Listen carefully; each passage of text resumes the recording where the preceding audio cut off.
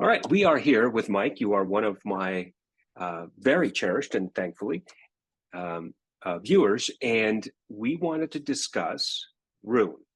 I have discussed Roon about a year and a half ago when I was talking about streaming services.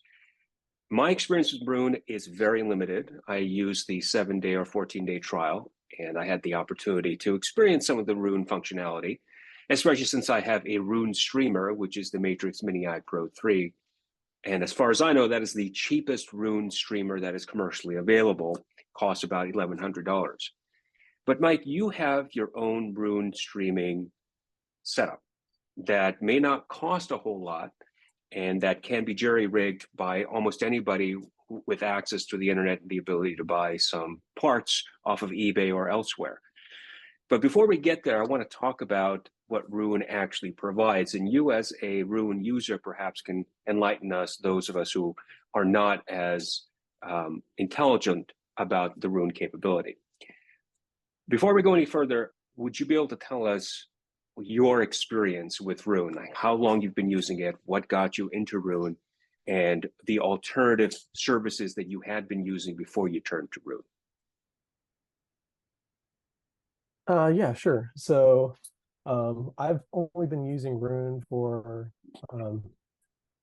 say months now. I can't remember exactly how long, 3 or 4 months, something like that, maybe a little longer. Previously, I had been running everything off of my Samsung S21. I kind of was living the dongle DAC life. I had purchased a bunch of dongles, and I was using USB Audio Player Pro to do bit perfect playback. And that was kind of my initial setup, but I wasn't really satisfied with it. I didn't like the fact that I had dongles connected and I'd lay in bed and often move around and, unplug a dongle or not quite get, kind of like the right bit perfect playback chain, or, just have issues running that. And it was really inconvenient actually to run things off a dongle. So so I switched to Roon and I haven't really looked back, and I'd be happy to answer any questions about it. When you said that you weren't getting bit perfect playback, can you expound on that for those who are not familiar with bit perfect and whether that's even a concern for them? Oh, no, so I was getting bit perfect playback. So if you use USB Audio Player Pro on Android, well, I guess back up. So if you use Android in general, Android will upsample to 48 kilohertz. And I wanted Android to output CD quality audio, bit perfect, which is 44.1 kilohertz. So I'd use Audio Player Pro and I'd set it into bit perfect mode. And I was able to get bit perfect out, but USB Audio Player Pro, is a little glitchy. So it doesn't work reliably 100% of the time. It'll connect or disconnect or have issues. And to know that you're getting bit perfect playback out, you have to have a dongle like the Low2 PA S1 or some other dongle that will confirm that you're actually putting out 44.1 instead of 48 kilohertz. And so there's just a bunch of inconveniences getting bit perfect playback out via a smartphone and a dongle. So it can be done. It's inconvenient and often unreliable. Before you turned to Roon, did you look at any other services that could have kind of fixed the issues that you were encountering? Not really. I mean, way back, I used Foobar and a bunch of other audiophile type software programs, but I'd gotten so used to that Spotify type interface that I really, well, and I can go through a slideshow if you want to share the screen. I can kind of explain why I went through and chose Roon.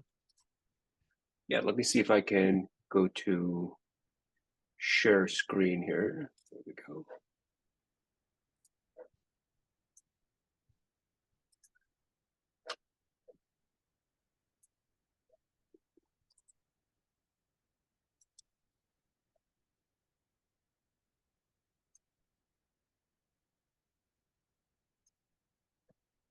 It looks like I'm having some issues sharing the screen. May have to stop and restart the meeting.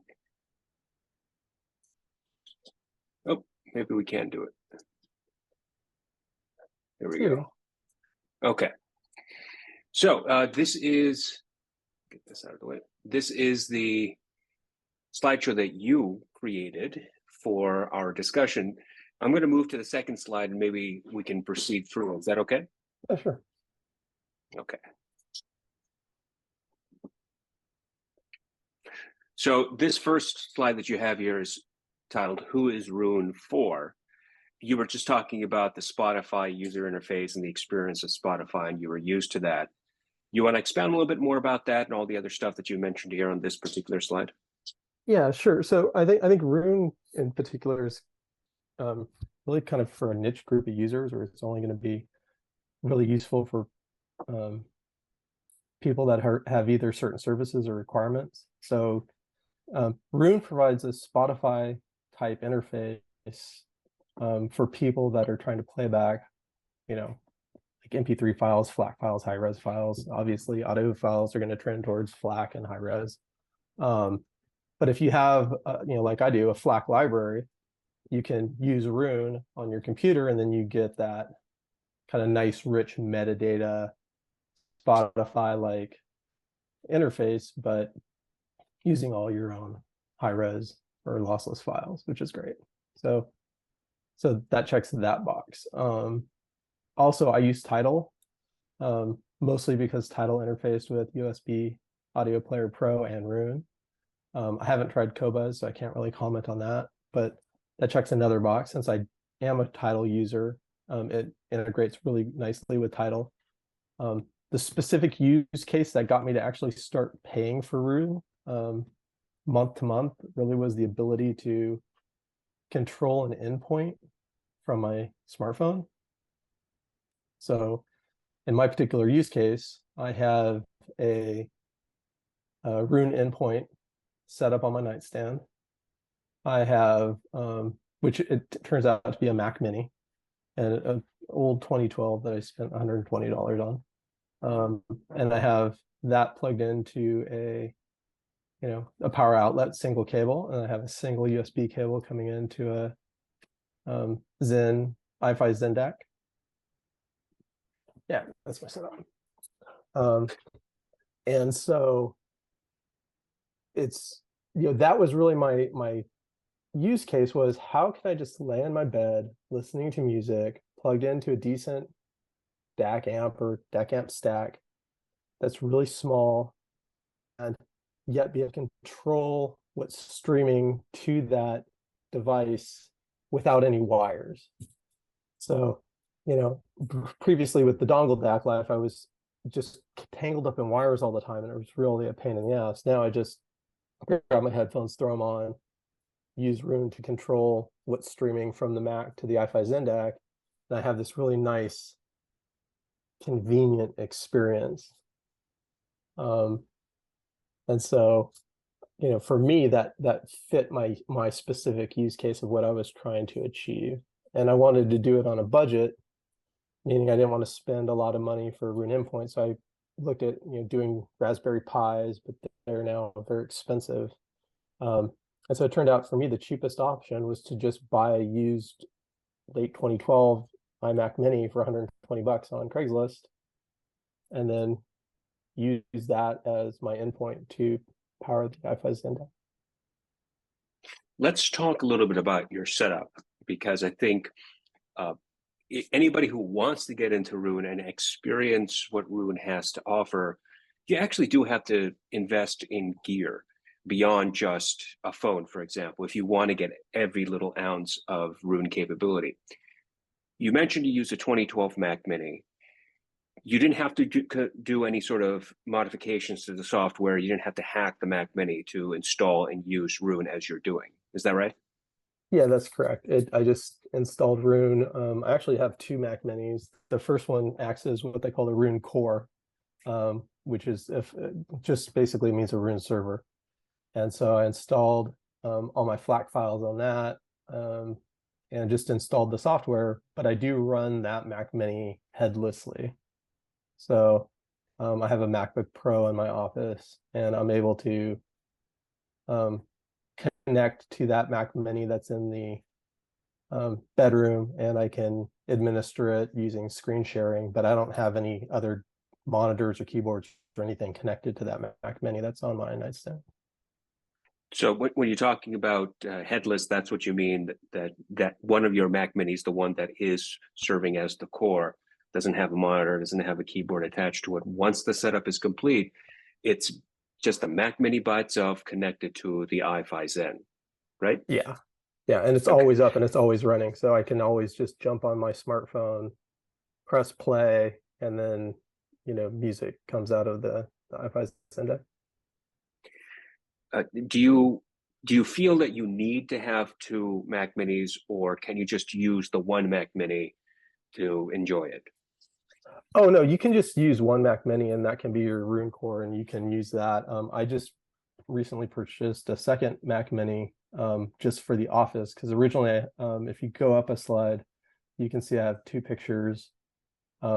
One is my nightstand, and the other one is in my office. So I originally had set up and started using the system in my office, and then I moved it to my nightstand, and now I'm in the process of replicating another Roon station or endpoint in my office. So I'll be able to use the same experience whether or not I'm in the office or I'm in the bedroom. And the way that you connect your Mac Minis, both in your office and then that you're on your nightstand, is by the local Ethernet, right? Or either wired or wireless. So they're both on the same network. Yes, they're on the same network. They're run wirelessly. So I have them wirelessly connected. Okay. So, for example, let's say you're setting this all up. You have your own home wireless network that you're using, whatever it is, say Joe Blow, and you have one Mac Mini connected to that Joe Blow. You have second Mac Mini selected or connected to that Joe Blow, along with all of your other devices.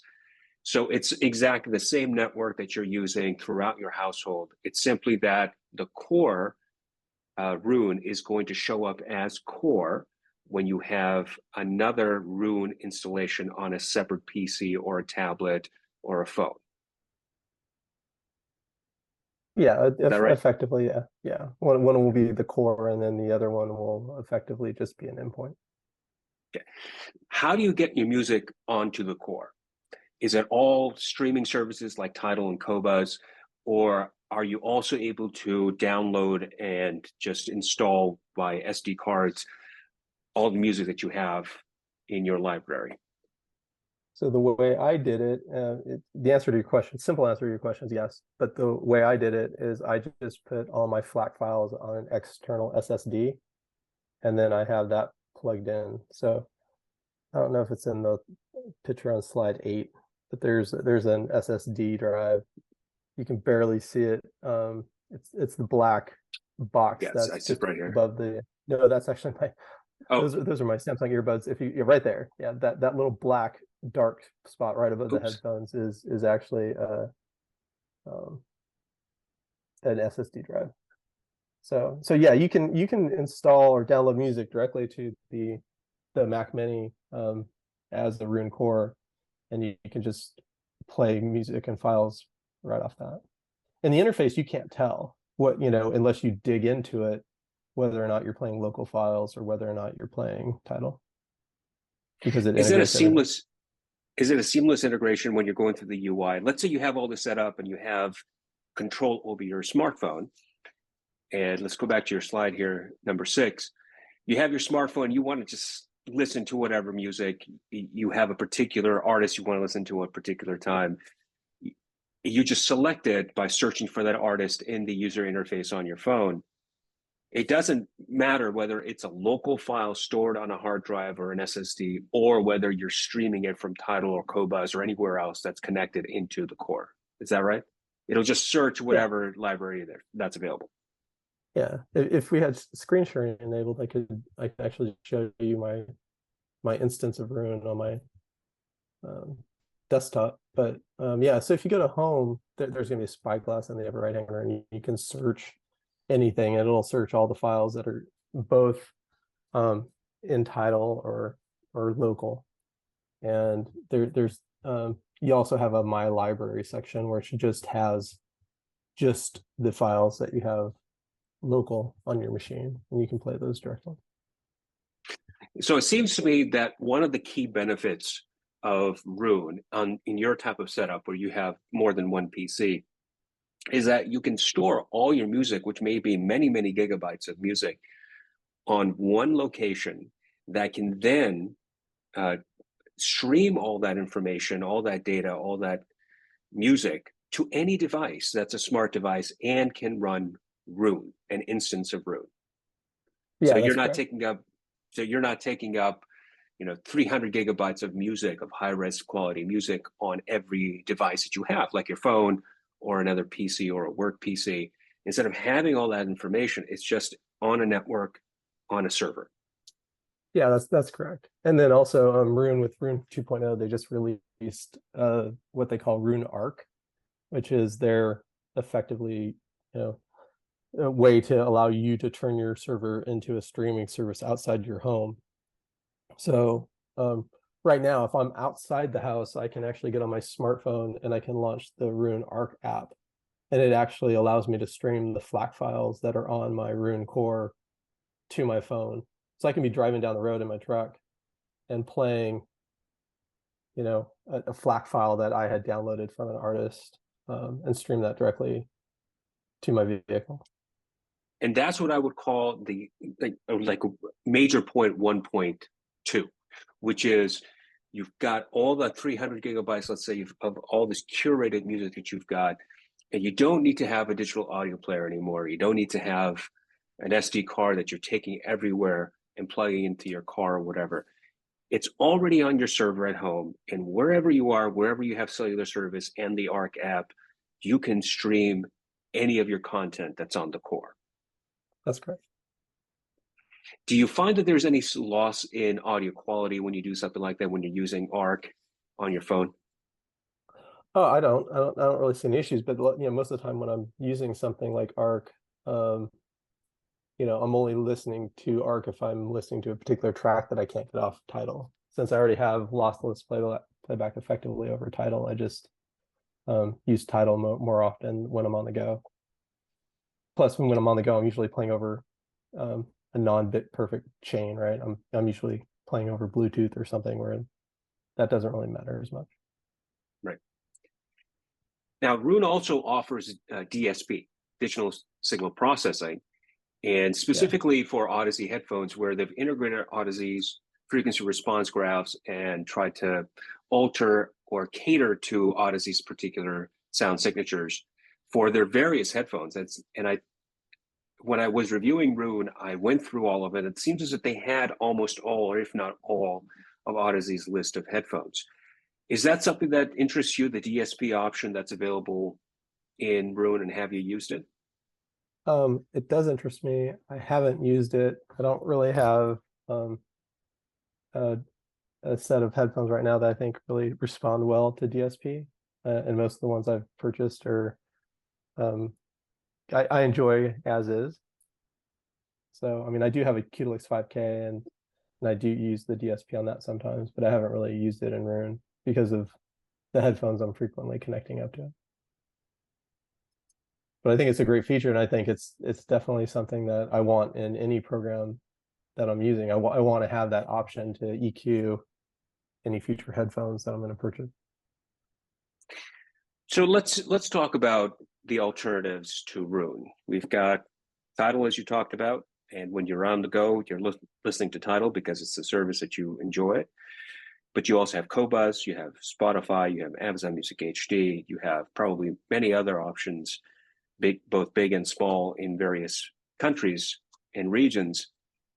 Why should somebody, you think, spend the money on Roon, which costs several $100s over a given period of time? I think over a 1 year subscription, it's what, $400, or is that a lifetime subscription now? That sounds lifetime. I think I pay something very minute. I think it's like $12.99 a month or something like that. I don't even remember the exact cost.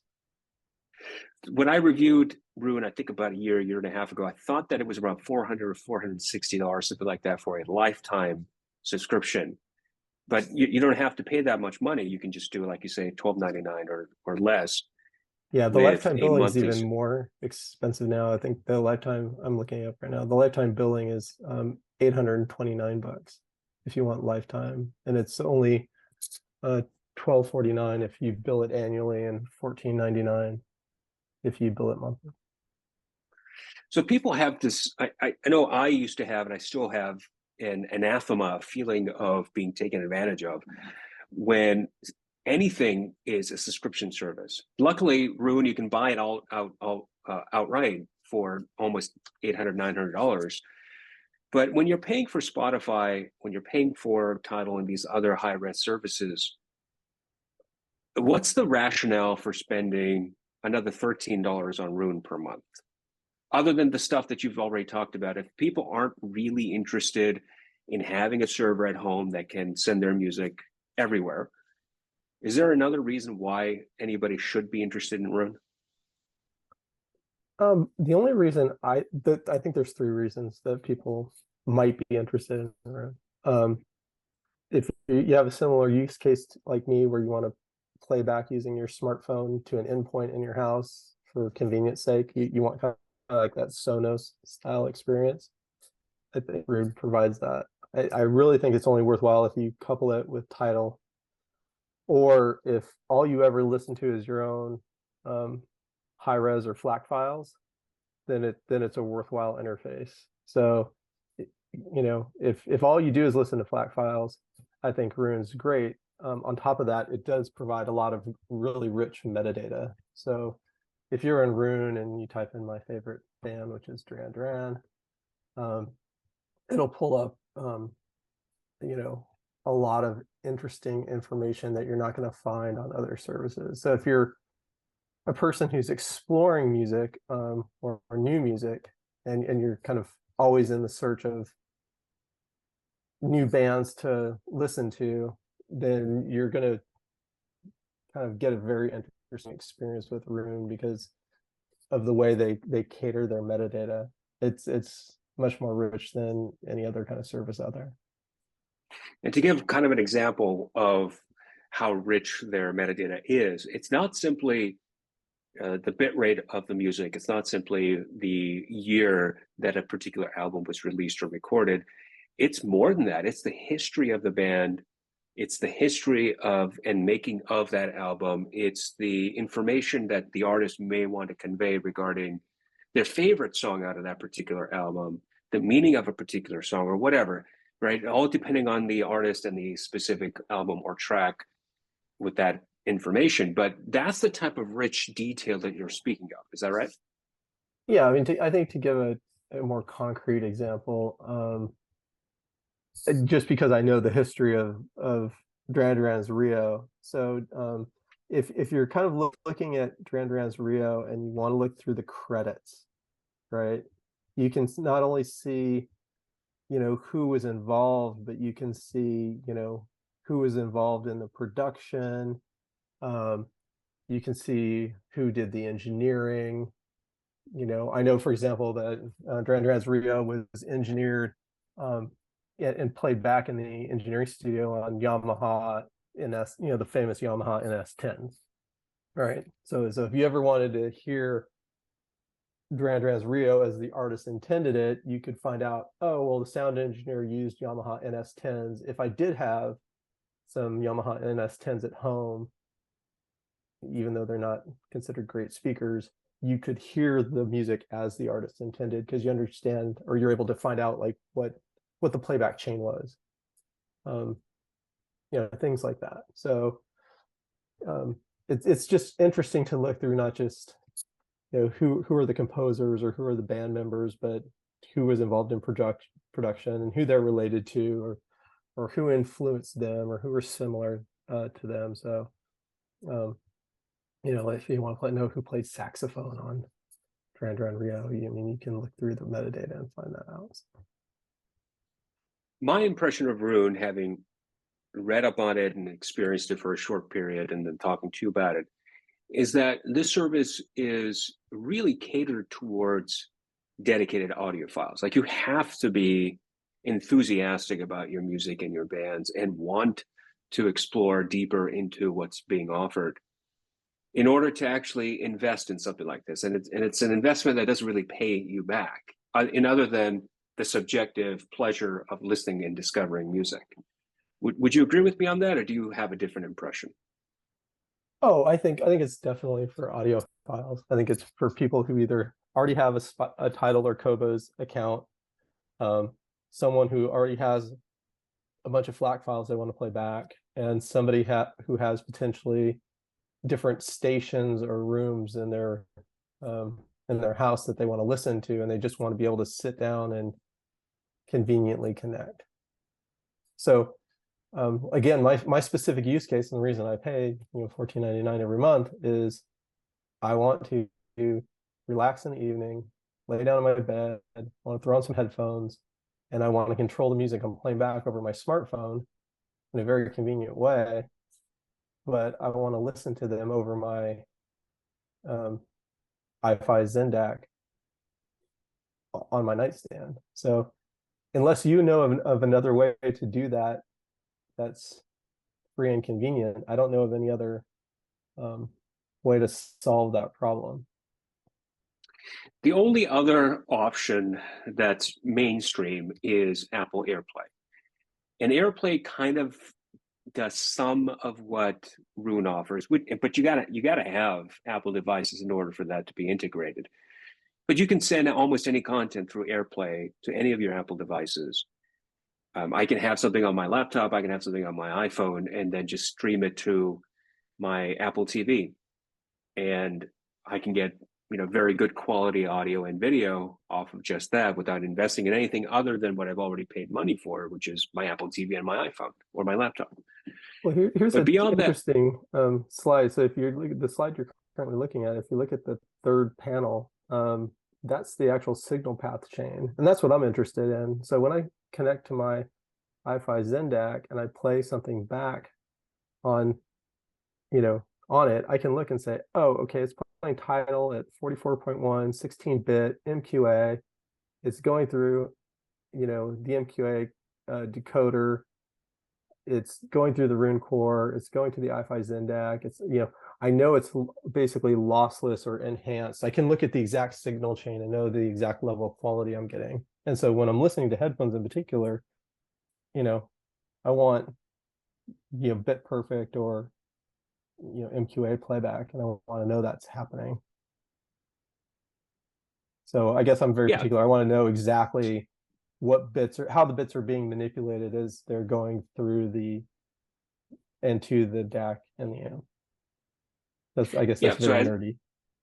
As we discussed just a few moments ago, you have to be an audiophile, and you have to want this type of information to buy into Roon, because it is a costly investment. You're paying a lot of money per month. Plus, on top of that, you have to have some equipment that may not be available to you at the outset.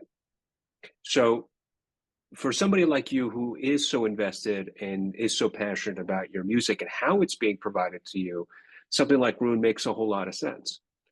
But in the alternative, if you have a new audiophile and all they see is marketing from Roon, and all they see is praise from diehard audiophiles because they justifiably have reasons to praise something that they like, do you think that newbie audiophiles, people who have just started their journey on audiophile gear, on discovering new music, on stepping outside of their comfort zone, that Roon is something they should look at immediately, or something that they should wait on until they finally figure out what they prefer and how they prefer to listen?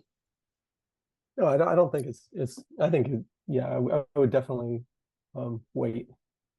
I definitely play with the trial just to see if you enjoy the metadata experience. But I think going the path I went is probably the path I would recommend to most audiophiles, is just use your smartphone and set it up so it plays back bit perfect, and use a dongle for a while until you maybe get really interested in getting some headphone amplifiers. And I'm on the other end of the spectrum from most audiophiles. Most audiophiles they'll talk to you about different amps and their DAC amp stacks and how much money they spent on their amp and their DAC, which costs like probably many multiples of what they actually spent on their headphones. And I'm the exact opposite. I'm like, I want to figure out the least expensive gear I can use that provides me 80-90% of the quality that I'm looking for.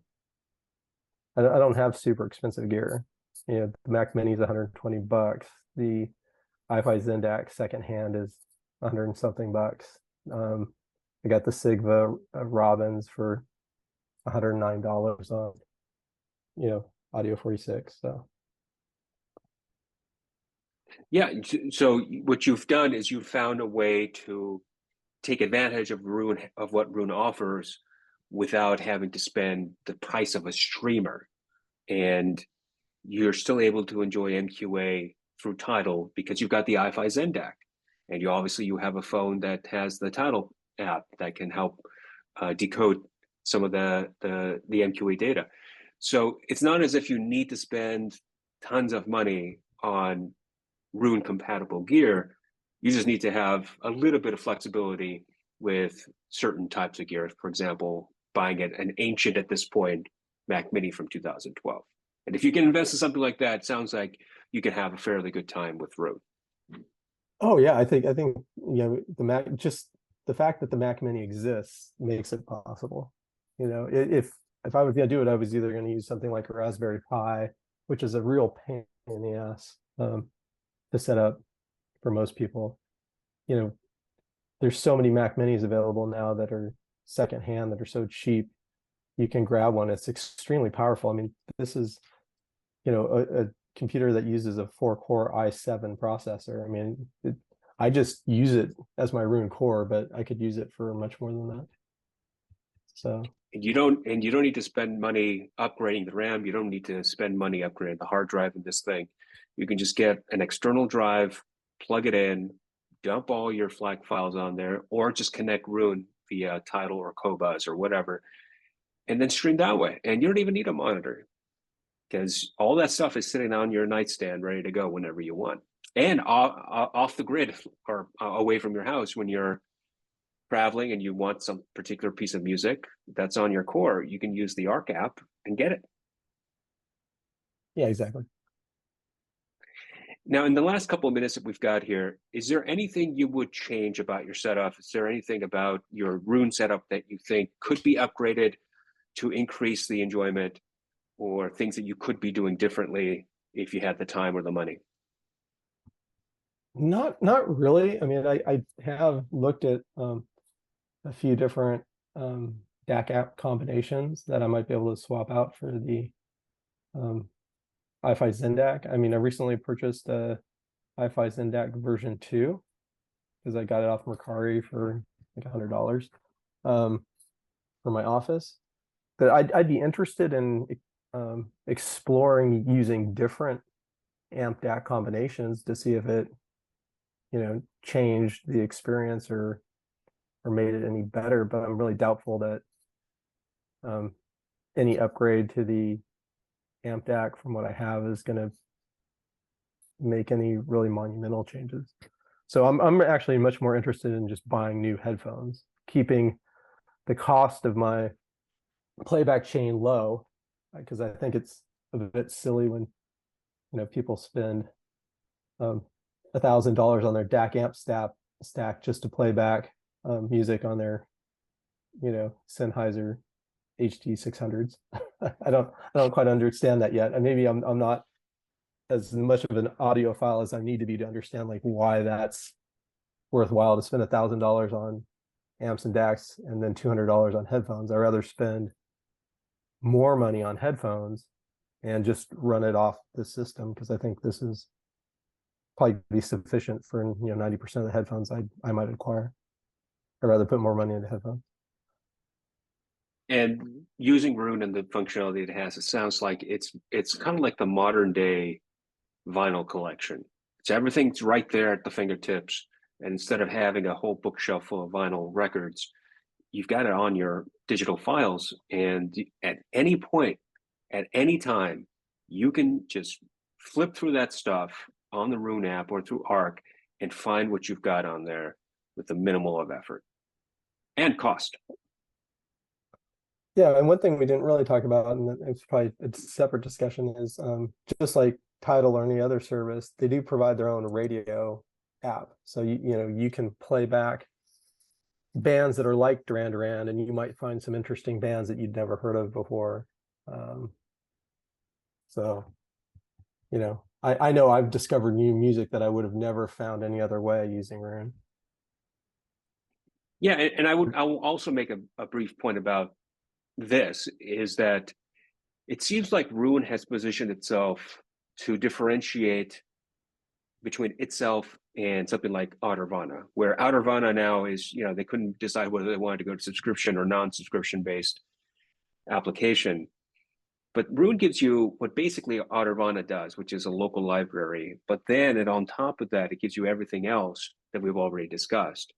And so if people are thinking about Audiophile or Foobar or MusicBee or any other of these local file playing programs, Roon offers that plus more.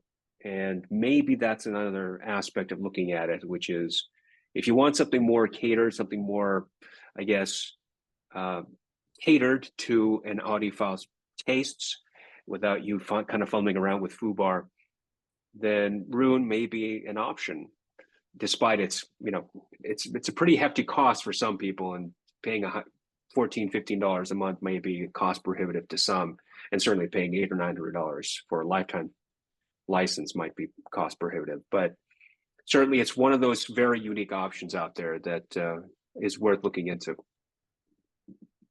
Yeah, I think if you just try the trial, you're not gonna probably get enough out of it. If anybody's really interested and serious about using Roon, I would tell them to subscribe for 3 months and then try to set up some environment that's going to play back the music in a way that makes their time that they're spending with it more enjoyable and more convenient. And then if it's not something that works out for them, they can always cancel it, right? It's not like you're locked in for the rest of your life.